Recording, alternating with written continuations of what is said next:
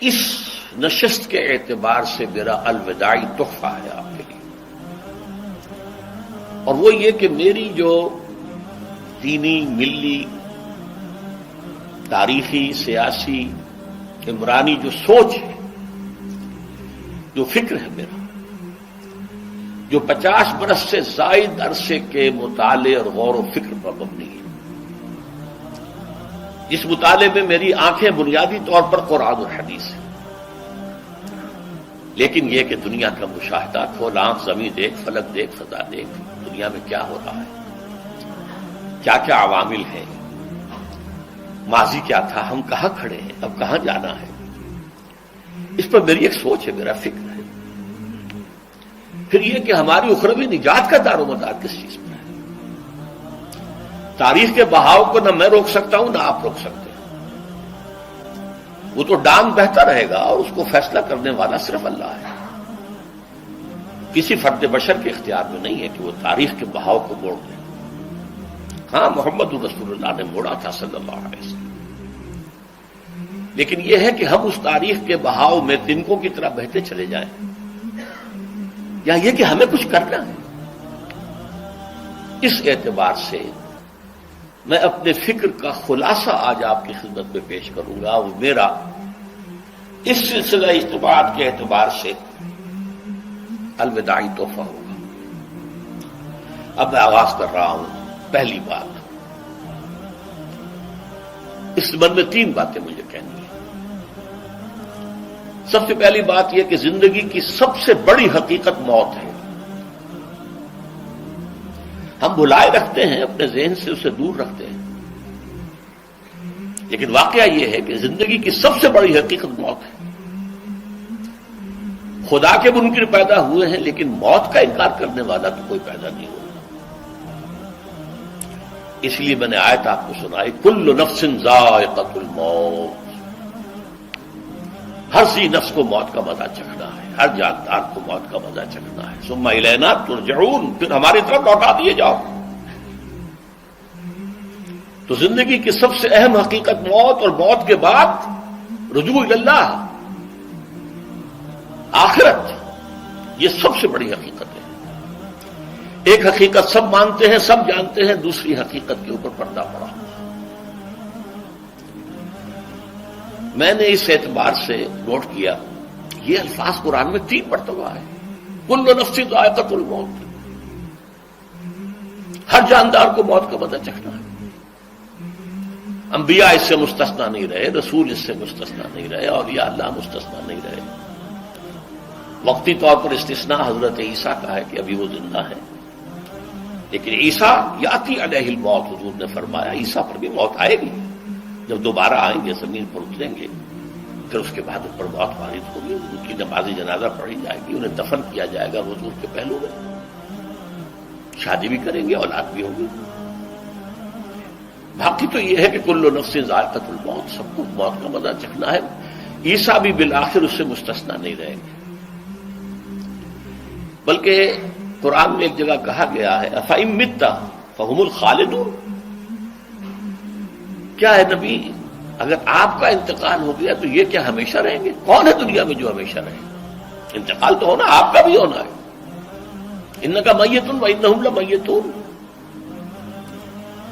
یہ تو مختصر ترین الفاظ تھے۔ اس سے آگے بڑھیے، سورہ انبیاء میں فرمایا کل نفس ذائقۃ الموت وَنَبْلُوكُمْ بِالشَّرِّ وَالْخَيْرِ فِتْنَةً وَإِلَيْنَا تُرْجَعُونَ، ہر جاندار کو موت کا مزہ چکھنا ہے، اور اس سے پہلے پہلے ہم تمہیں آزماتے رہیں گے، خیر کے ذریعے بھی، بھلائی دے کر، صحت دے کر، دولت دے کر، اولاد دے کر، شہرت دے کر، اور برائی کے ذریعے سے بھی، تنگ دستی دے کر، بے عزتی دے کر، اہانت دے کر، ذلت دے کر،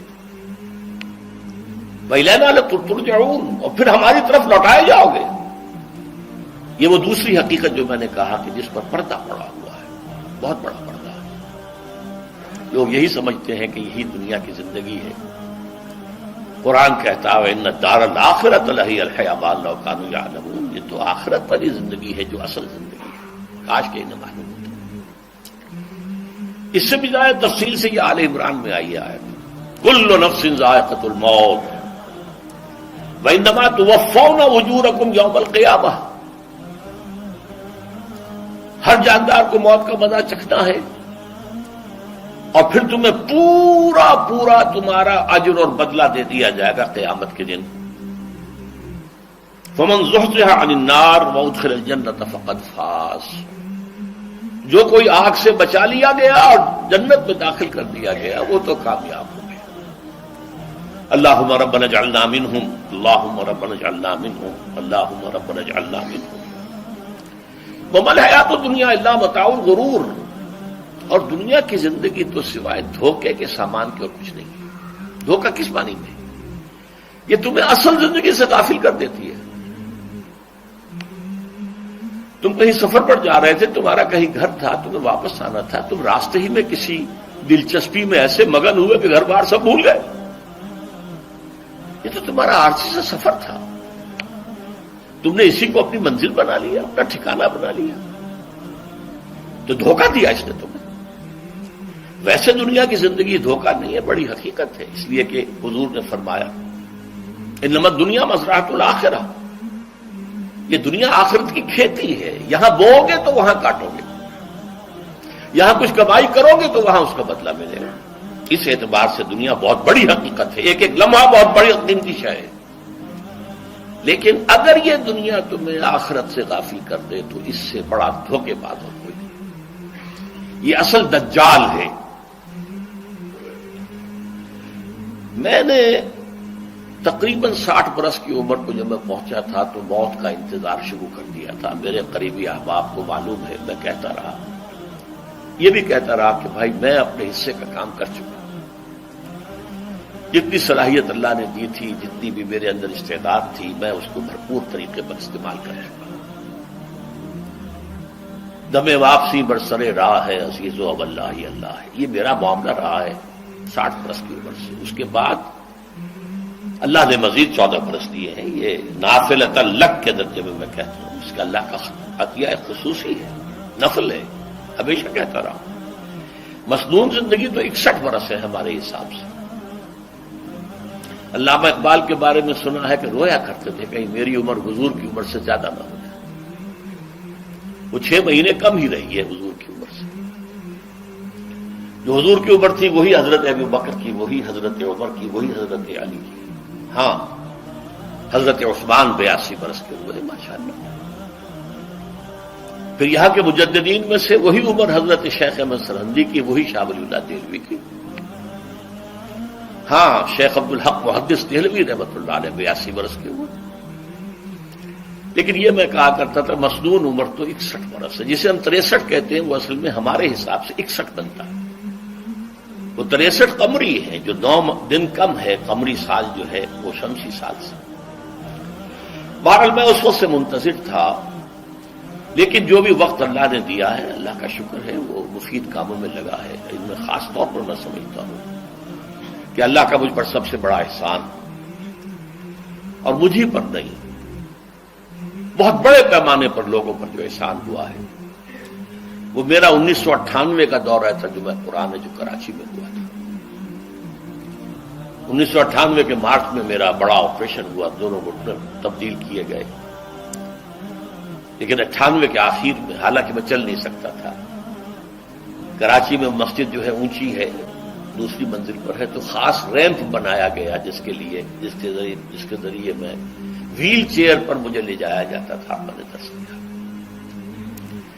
اس درس کی گزشتہ چند سالوں سے پوری دنیا میں جو گونج ہوئی ہے اللہ کے فضل و کرم سے، اللہ کوئی حکمت خداوندی اس کے ساتھ وابستہ ہے۔ اس میں میرے کسی کام کو دخل نہیں ہے، میری کسی کوشش کو دخل نہیں ہے۔ میں نے تو جو درس میں دیتا آ رہا تھا سن 85 سے دورہ ترجمہ قرآن، البتہ یہ بات ضرور ہے کہ میں نے محسوس کیا تھا کہ سن 98 کے اس درس میں دورہ ترجمہ قرآن کے مجھے خصوصی انشراح حاصل تھا۔ میری ساری گفتگو کا حاصل کیا ہے؟ دیکھیے، نظریاتی تحریکوں کا تعلق اشخاص سے نہیں ہوتا، ٹھیک ہے، کوئی اس کا داعی ہوتا ہے، کوئی اس کا مؤسس ہو جاتا ہے، کوئی اس کا آغاز کرنے والا ہوتا ہے، لیکن نظریاتی تحریک افراد سے وابستہ نہیں۔ افراد آتے چلے جاتے ہیں اپنا اپنا حصے کا کام کر کے، جس کو جتنا مقدر ہے، جس کی جتنی اللہ تعالیٰ کی طرف سے توفیق ہے، وہ اپنا کام کرے گا، چلا جائے گا۔ یہ چمن یوں ہی رہے گا اور ہزاروں جانور اپنی اپنی بولیاں سب بول کر اڑ جائیں گے۔ مبارک ہیں وہ لوگ جنہیں قرآن کی بولی بولنا نصیب ہو جائے۔ وَإِنْ يَحْسَبُ أَنِّي مِنْهُمْ، مجھے گمان ہے، اللہ کا فضل ہے کہ میں ان میں سے ہوں، میں نے قرآن کی بولی بولی ہے۔ اور قرآن مجید کو جیسا کہ وہ ہے، ایز اٹ از، اپنے کو مذمومہ خیالات، اپنے کوئی ذہن سے زائدہ نظریات کو میں نے اس میں دخل نہیں دیا، جسے انگریزی میں آپ آبجیکٹیولی کہتے ہیں۔ خالص معروضی طور پر قرآن کو پڑھا، قرآن کو قرآن سے سمجھائے، یا پھر سیرت رسول سے سمجھائے۔ میں لفظ سنت کی بجائے سیرت استعمال کر رہا ہوں۔ قرآن مجسم حضور تھے صلی اللہ علیہ وسلم، اور حضور کی سیرت اور حیات جو ہے وہ قرآن مجید کی اصل تفسیر ہے۔ یہ حقیقت بھی بہت کم لوگوں کے علم ہے۔ وہ احادیث کا نام تو لیتے ہیں، احادیث بھی ہے، سیرت بھی تو احادیث ہی سے ہمیں ملتی ہے، لیکن میں خاص طور پر سنت یا حدیث کی بجائے سیرت کروں اس کے بعد۔ قرآن کی دو سورسز ہیں، قرآن خود اور سیرت رسول صلی اللہ علیہ وسلم۔